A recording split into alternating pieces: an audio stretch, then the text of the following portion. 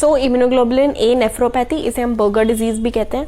ये most common cause है adults में ऑफ हीमेचूरिया। हीमेचूरिया जो होता है मोस्ट कॉमनली अगर हम बोले या एडल्ट्स में, तो फिर इसी के कारण होता है किसमें, इम्यूनोग्लोबुलिन नेफ्रोपैथी में। और वो भी ग्रॉस हीमेचूरिया, मतलब मज़े से अपना हीमेचूरिया होता रहता है। सेकेंड चीज़ अगर हम देखें कॉज देखें तो कॉज एक तो प्राइमरी जो कि इडियोपैथिक होता है और दूसरा होता है सेकेंडरी। अब इडियोपैथिक में क्या होता है कि एंटीबॉडीज़ बन रही हैं। एंटीबॉडीज़ जो बन रही हैं वो किसके खिलाफ बन रही हैं, वो एंटीबॉडीज़ जो बन रही हैं वो इम्यूनोग्लोबुलिन ए के खिलाफ बन रही है। मतलब antibodies are being made against this immunoglobulin A antibody.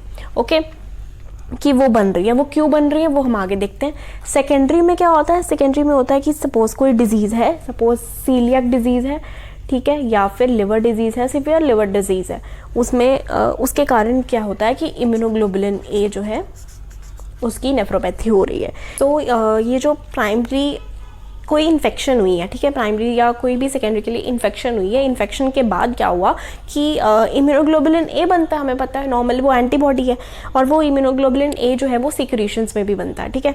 तो इम्यूनोग्लोबुलिन ए बना, लेकिन क्या हुआ कि इम्यूनोग्लोबुलिन ए बनने में प्रॉब्लम आ गई, वो एबनॉर्मल बन गया। क्या बन गया, एबनॉर्मल इम्यूनोग्लोबुलिन ए बना। अब एबनॉर्मल कैसे बन सकता है, ठीक है। नॉर्मली क्या होता है कि इम्यूनोग्लोबुलिन ए जब बनता है तो उसकी ग्लाइकोसाइलेशन होती है। ग्लाइकोसाइलेशन में क्या होता है कि जो लैक्टोज शुगर है वो ऐड होती है, लेकिन अगर ग्लाइकोसाइलेशन नहीं हो, मतलब ग्लाइकोसाइलेशन एबनॉर्मल हो जाए तो गैलेक्टोज डेफिशिएंट हो जाएगा। तो गैलेक्टोज डेफिशिएंट जो इम्यूनोग्लोबुलिन ए बना है वो होता है एबनॉर्मल इम्यूनोग्लोबुलिन ए। अब एबनॉर्मल कोई चीज़ बन गई है, ठीक है, तो एबनॉर्मल इम्यूनोग्लोबुलिन ए बना, तो ये हमारी बॉडी के लिए तो एंटीजन ही हुआ ना, तो इसीलिए ये हमारी बॉडी परसीव करती है इसे एज एन एंटीजन और इसके खिलाफ एंटीबॉडीज़ बना देती है।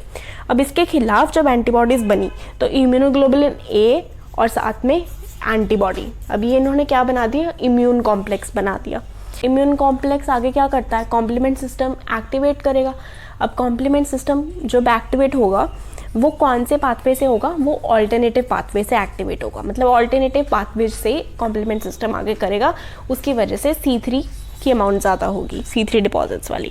तो क्या होता है, इम्यूनोग्लोबुलिन ए और C3 के जो डिपॉजिट्स, मतलब जो कॉम्प्लेक्स बन जाता है और साथ में C3 डिपॉजिट्स वगैरह ये सब मेसेंजियम में डिपॉजिट हो जाता है, ठीक है। अब ये जब डिपॉजिट हो रहा है तो ऑब्वियसली हमारे जो हमारे क्या होता है कि मेसेंजियम जो है वो ज़्यादा होने लग जाता है। मेसेंजियम अगर ज़्यादा प्रोलिफरेट करेगा तो उसके नीचे जो ग्लोमेरुलस है उसमें इंजरी आ जाएगी। अब ग्लोमेरुलस में जब इंजरी आती है तो क्या होगा कि ऑब्वियसली ग्रॉस हीमेचूरिया हो जाएगा, क्योंकि वो तो कैपिलरीज है ना, और कैपिलरीज में इंजरी आएंगी तो हीमेचूरिया आएगा, तो फिर इसकी वजह से ग्रॉस हीमेचूरिया हो जाता है, ग्लोमेरुलर इंजरी हो जाती है।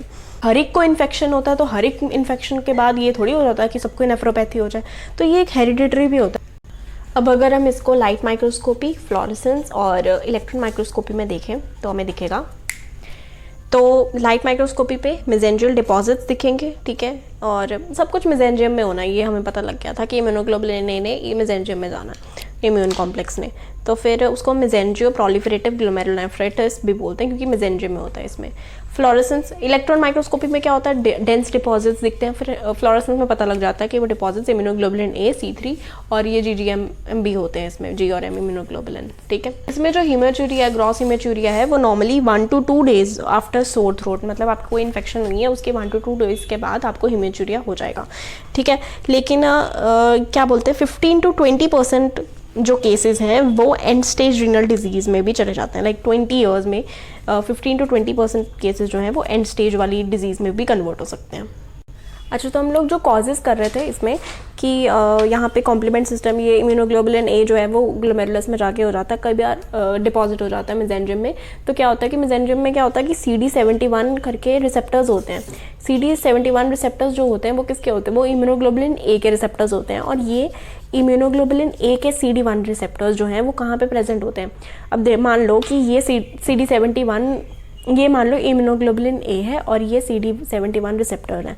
अब ये इम्यूनोग्लोबुलिन ए में ये देखो ये ऐसे फिट होता है, ये क्योंकि ये जो है इसका रिसेप्टर है, तो ये CD71 जो है ये कहाँ पे प्रेजेंट होगा, ये ग्लोमेरुलर, मतलब ये जो हमारा मेसेंजियम है वहाँ पे प्रेजेंट होगा। तो फिर ये इम्यूनोग्लोबुलिन ए आएगा और यहाँ पे जाके फिक्स हो जाएगा। तो इसलिए ज़्यादा ज़्यादा इम्यूनोग्लोबुलिन ए की टेंडेंसी होती है कहाँ पे, मेसेंजियम में जाने की, किडनी में जाने की। ठीक हो गया। इसमें एक हमने बोला कि हीमेचूरिया होता है, ठीक है। दूसरा हमने क्या बोला कि प्रोटीनयूरिया। प्रोटीनयूरिया बेसिकली नेफ्राइटिक रेंज का ही होता है। नेफ्रोटिक हमें पता है ज़्यादा होती है 3.5 से अबव, और सब नेफ्रोटिक होती है नेफ्राइटिक से, क्योंकि ये नेफ्राइटिक है ना, क्योंकि हीमेचूरिया हो रहा है, तो फिर प्रोटीनयूरिया कम होता है। और ये मोस्ट कॉमन कॉज है रिकरेंट माइक्रोस्कोपिक हीमेचूरिया का।